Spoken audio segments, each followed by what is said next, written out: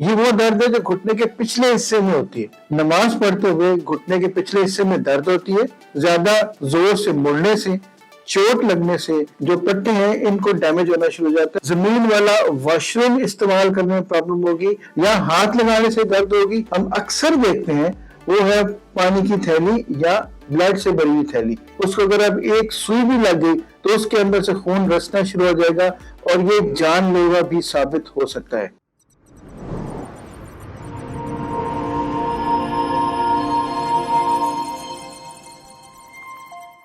السلام علیکم جی، میرا نام ڈاکٹر شہزاد کریم ہے، میں انٹرنیشنل پین مینجمنٹ اسپیشلسٹ ہوں۔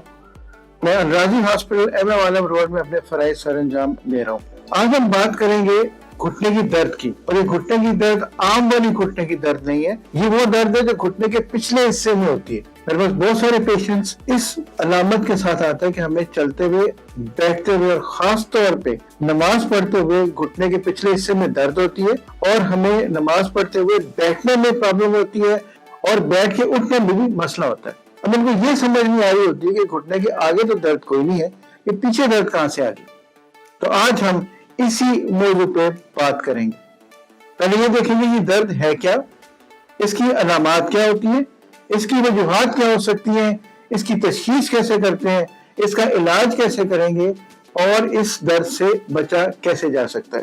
پہلے یہ دیکھتے ہیں کہ یہ ہے کیا۔ گھٹنے کے پچھلے حصے میں ایک سافٹ، ایک نرم حصہ ہوتا ہے جس کو ہم اپنی زبان میں پوپلیٹیل فوسا کہتے ہیں۔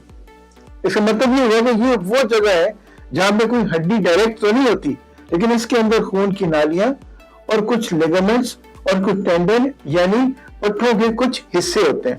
بعض اوقات ہوتا یہ ہے کہ زیادہ زور سے مڑنے سے، چوٹ لگنے سے، جھٹکا لگنے سے یا کسی اور وجہ سے اس جو پٹے ہیں ان کو ڈیمیج ہونا شروع ہو جاتا ہے، اور بعض اوقات تو اس کے اندر چھوٹی چھوٹی پانی کی تھیلیاں بننی شروع ہو جاتی ہیں۔ تو اس کے علامات میں سب سے پہلے درد ہوگی، گھٹنا موڑنے میں پرابلم ہوگی، سیدھا کھڑا ہونے میں پرابلم ہوگی، نماز پڑھنے میں پرابلم ہوگی، زمین والا واش روم استعمال کرنے میں پرابلم ہوگی، اور بیٹھ کے اٹھنا مشکل ہو جائے گا۔ اس کی تشخیص میں سب سے ضروری چیز یہ ہے کہ معائنہ کیا جاتا ہے، اور یہ پتہ لگتا ہے کہ بعض اوقات اگر آپ اس کو فیل کریں تو آپ کو پیچھے ایک گٹھلی سی محسوس ہوتی ہے، یا جس کو ہم چھلی بنی ہوئی کہتے ہیں، مریض اس لفظ کو استعمال کرتے ہیں کہ چھلی بنی محسوس ہوتی ہے، یا ہاتھ لگانے سے درد ہوگی۔ اگر آپ دیکھیں تو آپ کو یہ ریڈنس یا لال محسوس ہوگا۔ تشخیص کرنے کے لیے سب سے جو ضروری چیز ہے وہ الٹرا ساؤنڈ ہے۔ ہم الٹرا ساؤنڈ میں یہ دیکھ سکتے ہیں کہ یہ اس کی نوعیت کیا ہے، اگر اس کے اندر کوئی بلڈ ہے یا کوئی پانی ہے یا پس ہے یا کسی پٹھے میں یا جوڑ میں کسی قسم کی کوئی بیماری ہے یا اس کے اندر کوئی چوٹ لگی ہوئی ہے۔ یہ تمام چیزیں دیکھی بھی جا سکتی ہیں، ان کو ڈائگنوز بھی کیا جا سکتا ہے۔ اب اگلا حصہ آتا ہے علاج کی طرف۔ پہلے ہم یہ دیکھ لیں کہ اس کی وجہ کیا ہے، اس کے بعد ہم اس کا علاج بھی کر سکتے ہیں۔ مثلا اگر چوٹ لگی ہوئی ہے، پٹھا ڈیمیج ہے، تو اس کا الٹرا ساؤنڈ کے ذریعے اوزون تھراپی سے اس کو ہم ٹریٹ کر سکتے ہیں۔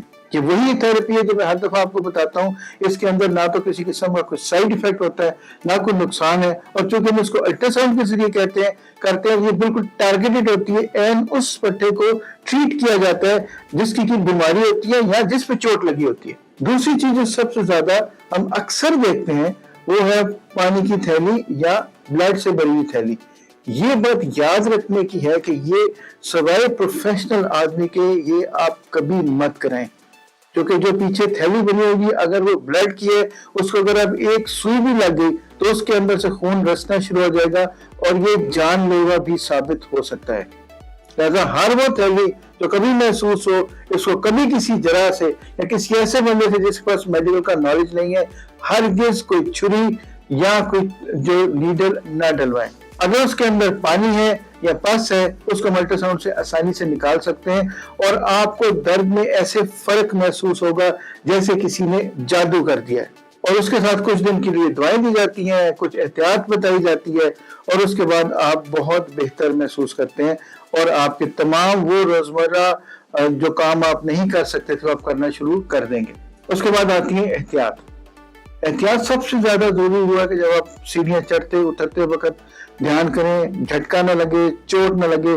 खास तौर पे वो लोग जो स्पोर्ट्स करते हैं जिसमें रोटेशन होती है, यानी जिसमें घुटना घूमना पड़ता है, जैसे मैंने आपको पहले बताया, चाहे वो स्क्वाश है, बैडमिंटन है, रैकेट से खेली जाने वाली कोई भी गेम है, क्रिकेट है, हॉकी है, जिसमें आपके घुटने के ऊपर जोर पड़ेगा, उसको जरा एहतियात से की जाए। प्लस अगर जरा सी भी चोट लगे तो फौरन रेस्ट किया जाए ताकि वो बढ़े ना।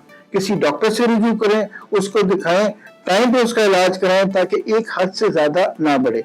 और सबसे जरूरी एहतियात ये है कि अगर आपको घुटने के पिछले हिस्से में कोई उभार महसूस हो, कोई थैली महसूस हो, तो हर गेज किसी ऐसे बंदे के पास नहीं जाएं जिसको मेडिकल के बारे में इल्म नहीं है, या जो अल्ट्रासाउंड करके कंफर्म नहीं कर सकता कि इसके अंदर क्या चीज है। ये सारा कुछ ट्रीटेबल है, ये ठीक हो सकता है, और ये दर्द भी ठीक हो सकती है, और हम नॉर्मल जिंदगी गुजार सकते हैं। अगर आपको आज की ये वीडियो पसंद आई तो आप इसको लाइक करें, कमेंट करें और शेयर करें, और हमारे चैनल को सब्सक्राइब करें और बेल आइकॉन को प्रेस करें ताकि आपको आने वाली वीडियोस की नोटिफिकेशंस टाइम पे मिल सकें।